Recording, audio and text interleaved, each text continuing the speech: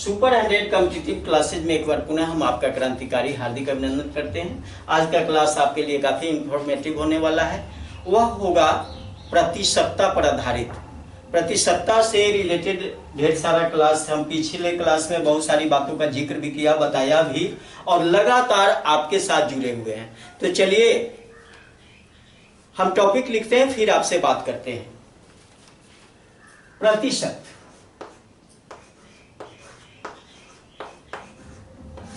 प्रतिशत। अब इसमें क्वेश्चन डालते हैं। अगला क्वेश्चन है इसका,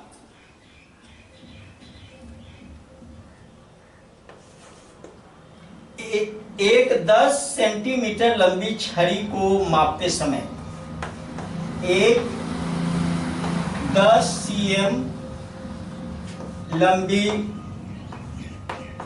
छड़ी को मापते समय 10 गलती से उसकी लंबाई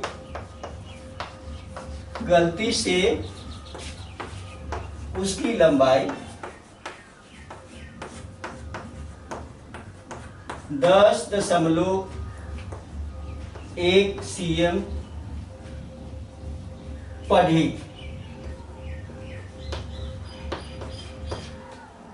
गलती का प्रतिशत बताएं। अब देखिए यहां 10 cm लंबी छड़ी है, मापा जा रहा है, लेकिन पठन पढ़ लिया गया 10.1 cm। अब 10.1 cm हम पहले क्या करेंगे कि 10.1 घटाओ 10 बराबर 0.1। इतना गलत हो गया, इतना ही गलत पढ़ा गया।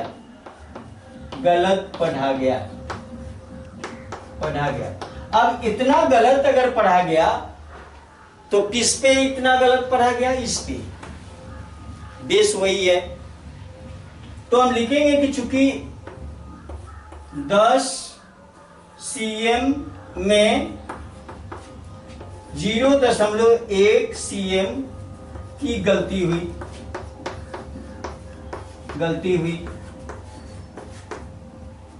इसलिए 1 cm में 0.1/10 और प्रतिशत ज्ञात करना। यहां प्रतिशत आपसे पूछा जा रहा है तो 100 में आप ज्ञात करो। 100 में 0.1/10 गुना 100। अब 1 0 से 1 0, 0.1 में 10 से गुना करेंगे तो रिजल्ट 1 आएगा और 1% गलती हुई है, यही आंसर होगा। 1% की गलती हुई। इस तरह से आप यहां भी डायरेक्ट आपके दिमाग में इसमें से इसको घटा लोगे तो 0.1 आएगा। आधार तो यही है। अगर मान लो कि इतना नहीं करना, घटा लिया, अब 0.1 एक गलती हो गया। किस पे गलती हुआ? इसी बेस पर। तो इस बेस पर गलती हुआ तो हम क्या करेंगे कि डायरेक्ट 0.1/10 और ए फ्रैक्शन में चेंज हो गया। परसेंटेज करने के लिए 100 से गुना करो और 100 से गुना करोगे तो ये कटा और गुना कर लेंगे 0.1 में 10 से तो 1% आंसर हो जाएगा। आपको ये अगर दिमाग में चलता है तो ये आसानी से हो जाता है। अगर यही दिमाग में नहीं चल रहा है तो ये जल्दी नहीं हो पाएगा। किसको पहले रखना है, किसको बाद में रखना है? जिसको निकालना होता है उसको बाद में रखा जाता है और जो दिया हुआ है उसको पहले रखते हैं। जो दिया हुआ है उसको पहले अगर रख लो तो कोई भूल नहीं होगी। अगर मान लिया कि कभी कभी अब इसको गलती से इसको पहले रखो, इसको बाद में रखो, तो फिर तो भूल होनी ही है। यहां दिक्कत पहुंचती है। अगला क्वेश्चन लेते हैं।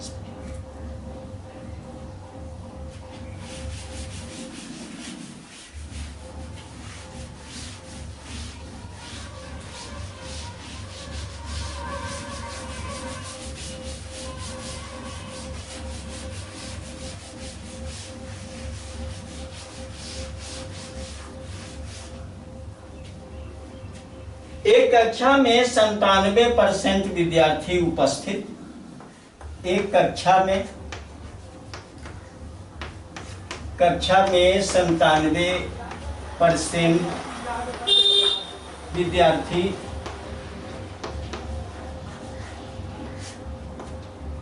विद्यार्थी उपस्थित तथा 18 अनुपस्थित हैं।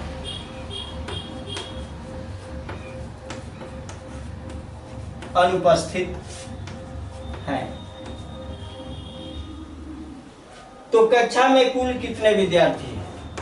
तो कक्षा में कुल कितने विद्यार्थी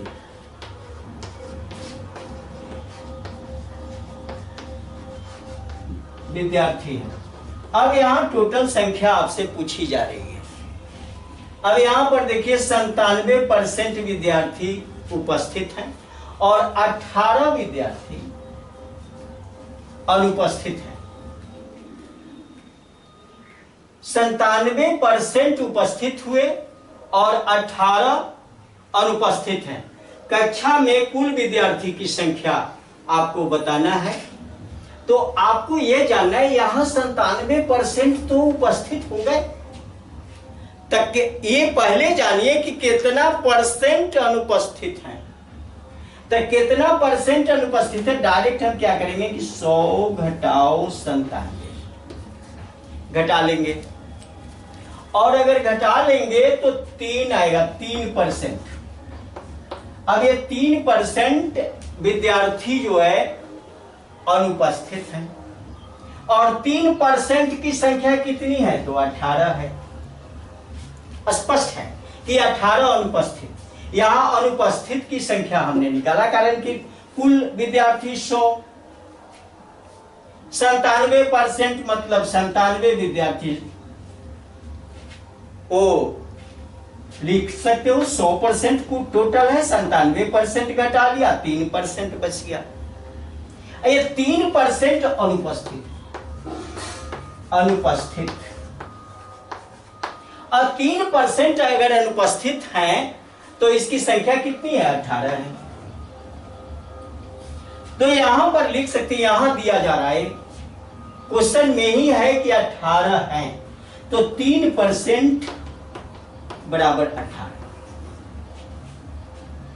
अगर 3% 18 है तो 1% बराबर 18/3, और 100%, कारण कि कुल कितने विद्यार्थी पूछा जा रहा है? 100% विद्यार्थी, तो 18/3 गुना 100, 3 छक 18 बराबर 600।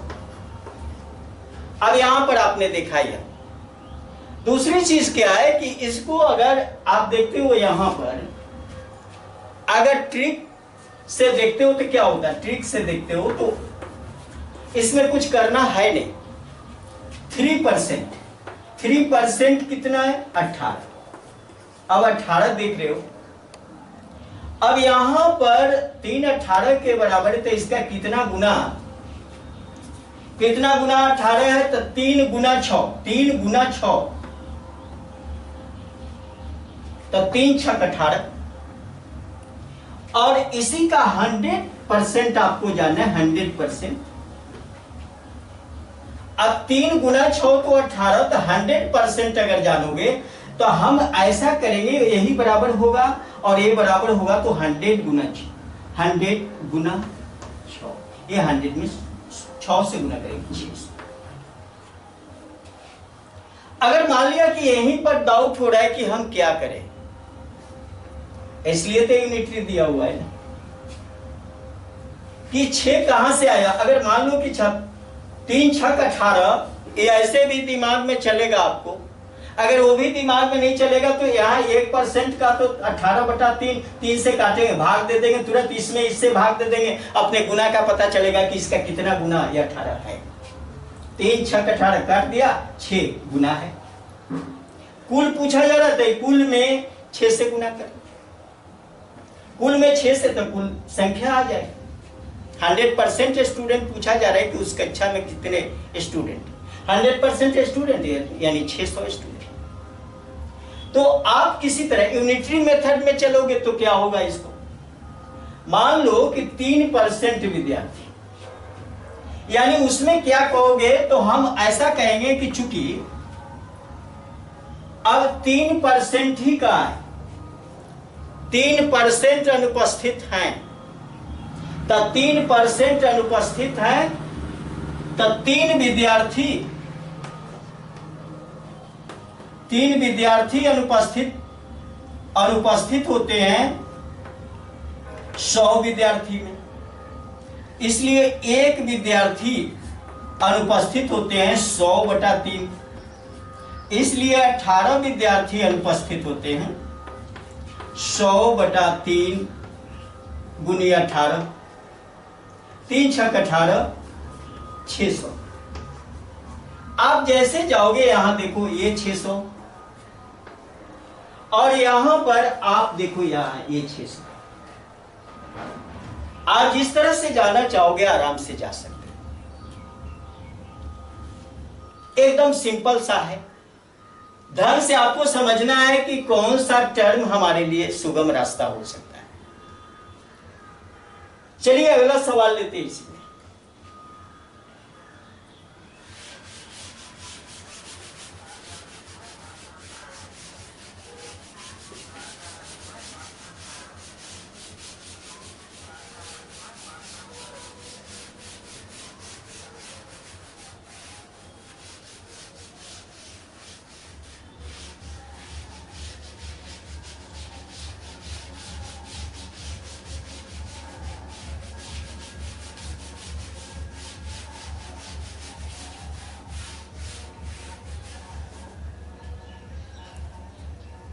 अगला सवाल इसी का है, एक आदमी अपने वेतन का 20% बचाता है। एक आदमी अपने वेतन का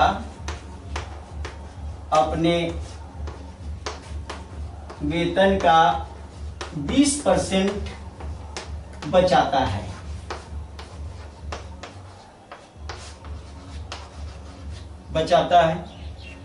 अगर वह 1 माह में 50 रुपया बचाता है, अगर वह 1 माह में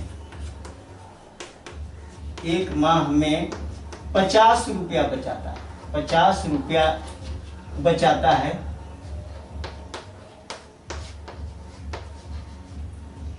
है, तो उसका वेतन क्या है? तो उसका वेतन क्या है?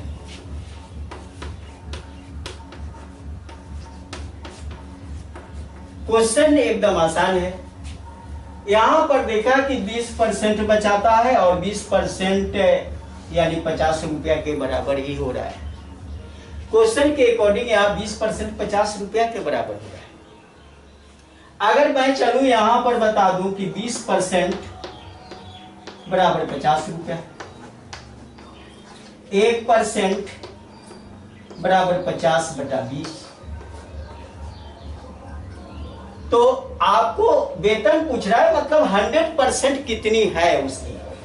100% क्योंकि कमाई तो 100% होगी, 50/20 गुना 100, 20×5 100 और 50×5 250, 250। अब यहां 250 रुपया उसका वेतन है।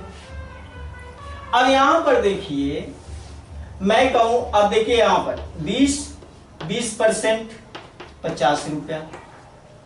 अब यहां पर ही करोगे तो कितना है? 2.5 गुना है, 20 रहेंगे 50 और 100% का इसी का 2.5 गुना। इसी में क्या करूं कि 2.5 से गुना करेंगे। ये गुना करने के बाद 20 में 2.5 से गुना किया 50 और 100 में 2.5 से गुना करेंगे तो कितना? 250। इस तरह से आप इसका, लेकिन ये चीज आता कहां से है, ये 2.5 आता कहां से, तो यहीं से आता है। 0 से 0 कट गया, 5 में 2 से भाग दोगे तो 2.5 आएगा। तो ये चीज आपको यहीं से मिलता है। तो इस तरह से आप एकदम आराम से निकाल सकते हो। अगर ये 20% बचाता है तो 20%, अगर मेरा कहना है कि 20% बचत किया, 50 रुपया बचत हुआ। यूनिटरी मेथड में थोड़ा सा इसको देख लें। यूनिटरी मेथड क्या कहता है कि 20 रुपया बचाता है। 20% का मतलब कि 20 रुपया बचाता है 100 रुपया में, 100 रुपया में 1 रुपया बचाता है 100/20। 50 रुपया बचाता है 100/20 गुना 50, 20 पचे 100 और 50 पचे 250, 250 रुपया। अब देखो यहां भी 250 देखा आपने, देखो ये 250, यहां 250 और ये 250। अब किसी तरह से आप जा सकते हो, जो आपको सुगम लगे, आसान लगे, उस हिसाब से आप चल सकते हो। तो चलिए अगला क्वेश्चन ले लेते हैं इसका। अगला क्वेश्चन है,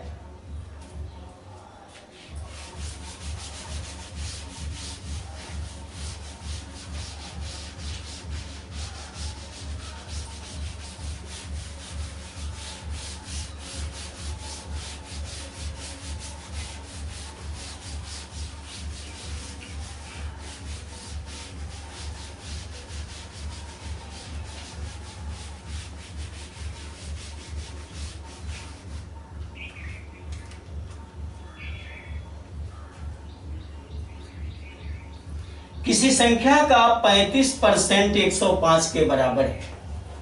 किसी संख्या का 35% 105 के बराबर है।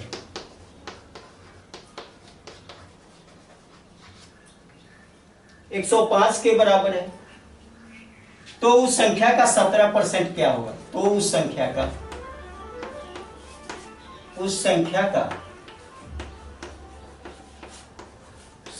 17% क्या होगा?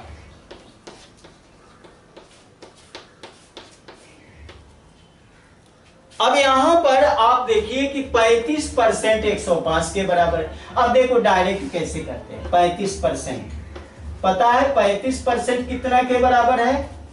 105। 1%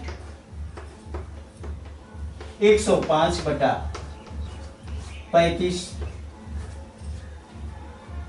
और 100%, लेकिन यहां पर तो 17% ही पूछा जा रहा है, पूरा तो पूछा नहीं जा रहा है। अगर 100% निकालना होता पूरी संख्या तो आप निकाल सकते थे, लेकिन 17% ही, तो यहाँ 17% ही निकालिए। 17% 105, जब 1% का पता हो गया तो चाहे जितना परसेंट आपसे पूछे,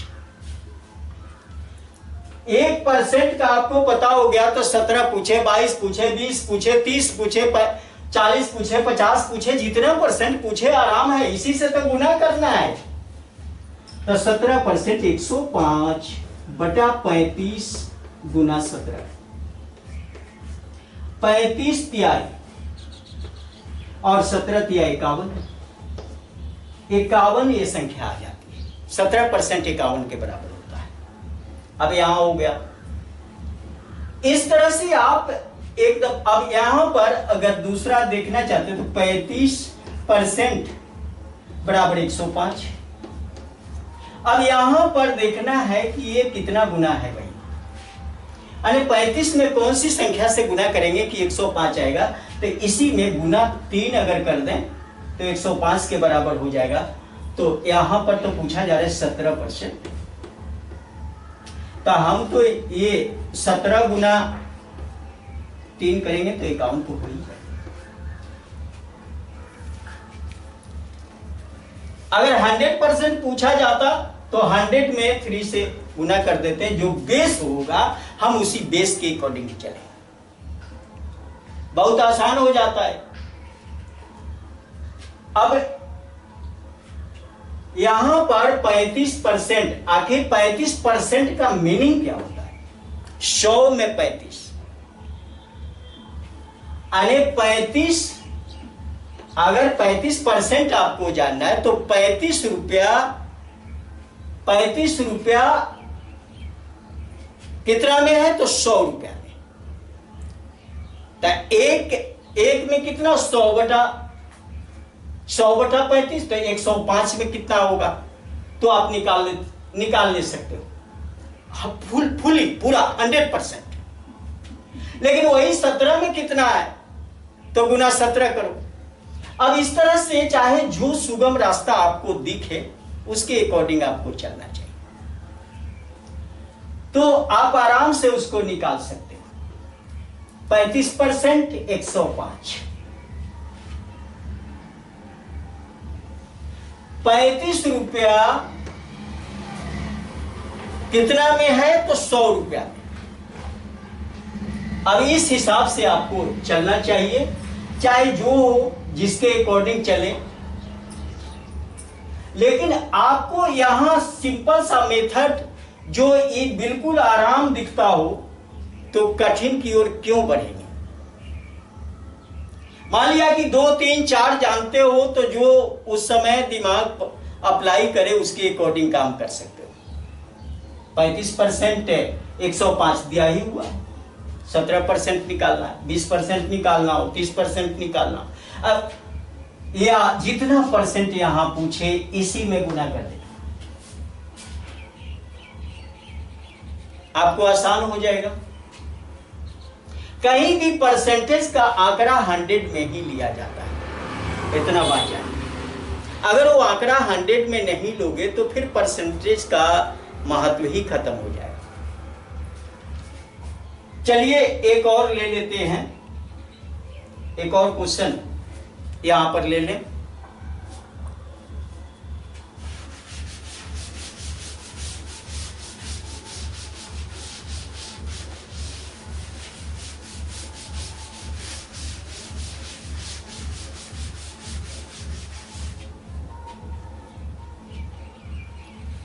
अगला क्वेश्चन है, कोई परीक्षार्थी 170 अंक प्राप्त करता है।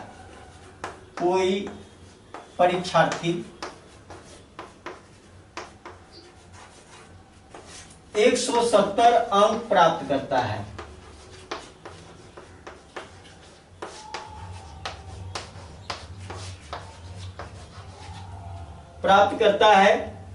तो वह 34% है।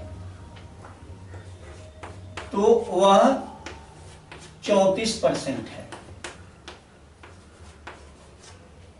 34% है।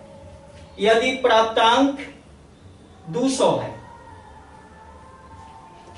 यदि प्राप्तांक 200 है तो वह कितना परसेंट? तो वह कितना परसेंट होगा? कितना परसेंट होगा? अब यहां पर पूछा जा रहा है, परसेंट आपसे पूछा जा रहा है। 170 अंक प्राप्त करता है तो वो 34%। अब यहां बिल्कुल आसान है, आप इसी को देखकर लिखो, ज्यादा कुछ करना नहीं है। चूंकि 170 अंक बराबर 34%। ये कहा है, हम नहीं कर रहे हैं, क्वेश्चन में है। 170 अंक 34%, इसलिए एक अंक 34/170, 5 बार में कट गया। इसलिए कितना अंक? 200 अंक। 200 अंक 1/5 गुनी 200, और 200 ये 5 चौका 20, 40%। 40%। अब यहां पर आप देखो, अब यहां क्या है? अगर मैं कहूं 170, ये 34%। 34%। हमको परसेंट निकालना है, इसलिए परसेंट ही बाद में रखें। अब परसेंट बाद में रखेंगे। अब यहां पर देखो ये, अब 170 में कौन सी संख्या से गुना करें कि 34 आ जाए? 170 में कौन सी संख्या से गुना करें कि 34 हो जाए? तो गुना 1/5, 1/5 से गुना करेंगे 34 आ जाए। तो यहां पर संख्या है 200। 200 में हम अगर गुना कर दें 1/5 से, तो यहां 40 आ जाए। यही तो देख लेना, ये कहां से आया? 1/5 आया कहां से? यहां देख रहे हो, इसका मतलब 1/5 ही तो है। ये आसान हो जाता है आपके, और ये दिमाग में नहीं चल रहा तो तुरंत इसको ऊपर इसको नीचे करके आप देख लो कि इसका गुणनफल क्या होगा। कभी यहां से यहां निकालना, कभी यहां से यहां निकालना, दोनों का तालमेल क्या है, दोनों का कॉम्बिनेशन जो बनेगा उस कॉम्बिनेशन के अकॉर्डिंग ही काम करें, आसान हो जाता है हमारे। तो चलिए, अगर ये समझ में आ रहा है, आपके लिए उपयोगी है, लाभप्रद है, ज्ञानवर्धक है, तो इसे लाइक करें, अपने मित्रों के साथ शेयर करें, और सुपर 100 कॉम्पिटिटिव क्लासेस को एक बार सब्सक्राइब करें। बहुत बहुत धन्यवाद। जय हिंद, जय भारत।